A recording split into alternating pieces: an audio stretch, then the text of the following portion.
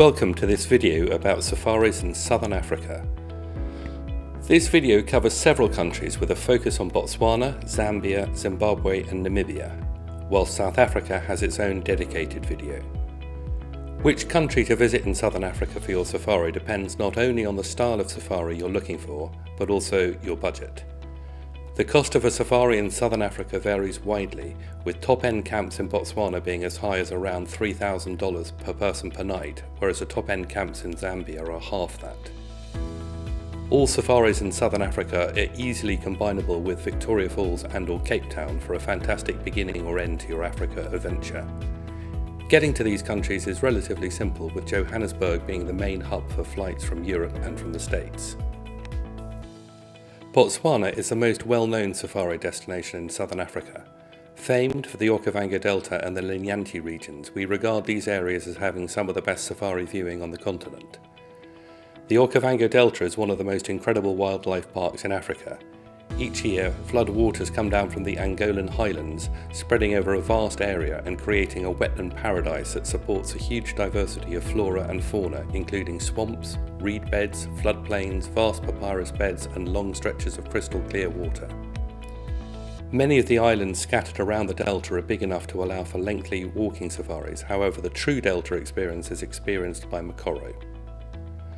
Although Botswana is famed for having some of the most expensive and exclusive lodges in Africa, there are also some incredibly small and intimate lodges to suit all budgets.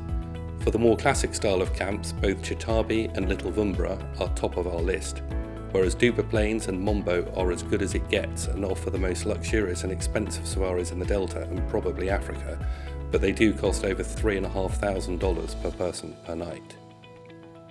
The Delta is best viewed during their winter months, which is also Botswana's dry season, when you can expect warm, sunny days and chilly nights.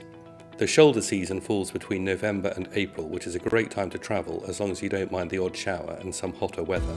This is probably Botswana's most beautiful time to visit, when the landscapes are green and lush, the bird life is abundant and it's the birthing season of plenty of animals. The other major game viewing spot in Botswana is the large tract of land comprising Selinda, Kwando Reserve, the Linyanti and Chobe National Park.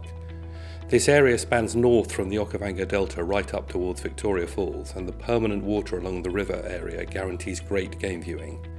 We prefer the more exclusive and less crowded private reserves over the public national park, where you can off-road and enjoy walking and game drives after dark.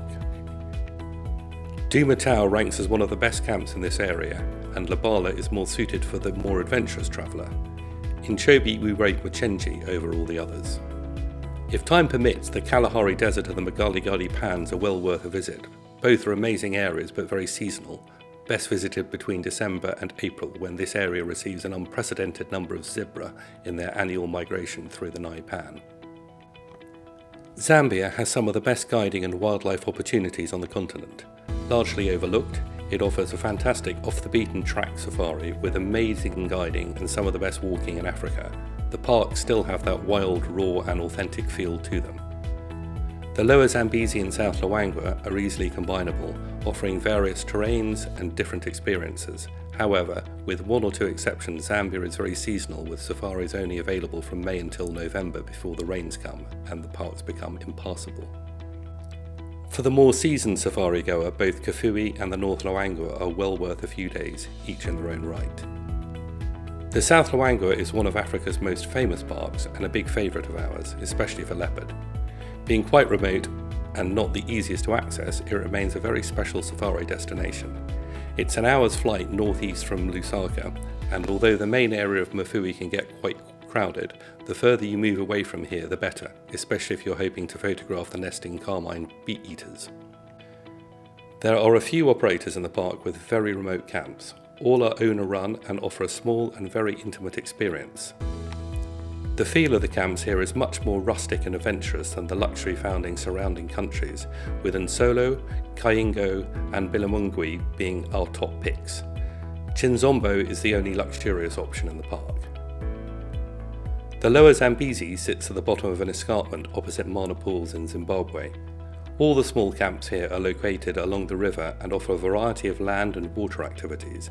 There is no bad camp in the lower Zambezi, with Chongwe at one end, Anabisi at the other, and Chiawa in the middle. Choose any and you will have an incredible safari experience. Wild, remote and certainly not easy to get to, Kufui is set up for the avid safari goer and best avoided by first-timers. It is the biggest national park in Zambia and has vast open plains. Cheetah, wild dog, lion, big herds of buffalo and an impressive diversity of antelope and bird life all call Kufui home. There are only 2 camps here that we would recommend, Shumba and Basanga, which is the cheaper of the 2. The last park to mention is Leeward Plains, which is only reachable from Livingstone twice a week. This park offers a truly remote and wild experience with Africa's second largest wildebeest migration. Here you will find strong clans of hunting hyena and large packs of wild dog that roam the open plains.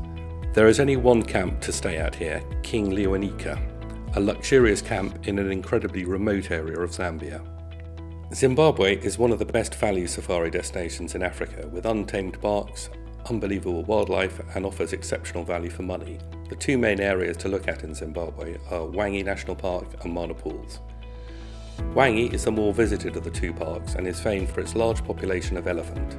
The best camps are in the far south of the park and away from the day trippers in the north.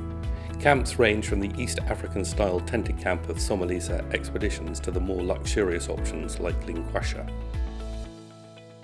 Mana Pools is a seasonal park like the lower Zambezi across the river in Zambia and is only open from May to November, and during the dry season offers some of the best walking safaris in Africa. One of the highlights of the park is its canoeing safaris along the Zambezi River, as well as the chance to see the highly endangered wild dog. The camps here are smaller and mostly owner-run, giving the park a more intimate and genuine experience. Both Zambezi Expeditions and Little Vundu offer a real tented experience, whereas Rukamechi and Nyamututsi, both located at opposite ends of the park, are the more luxurious options. Namibia is all about stunning landscapes. The terrain is beautiful and stark, the never-ending sand dunes in the Namib Desert and the amazing night skies. However, it is not a country to see large groups of animals, but one to marvel at the unique landscapes and weird and wonderful desert-adapted animals which roam this harsh land. It is a wonderful country and well worth spending up to a couple of weeks discovering it. The downside, however, is that distances are large and the internal flights are not cheap. Namibia is not the place for keen wildlife watchers, but for those who have seen it all and want something different. So, there you have it. We hope that this little explanation has helped. Please do browse our extensive site, or better still, drop us an email or call to discuss your plans.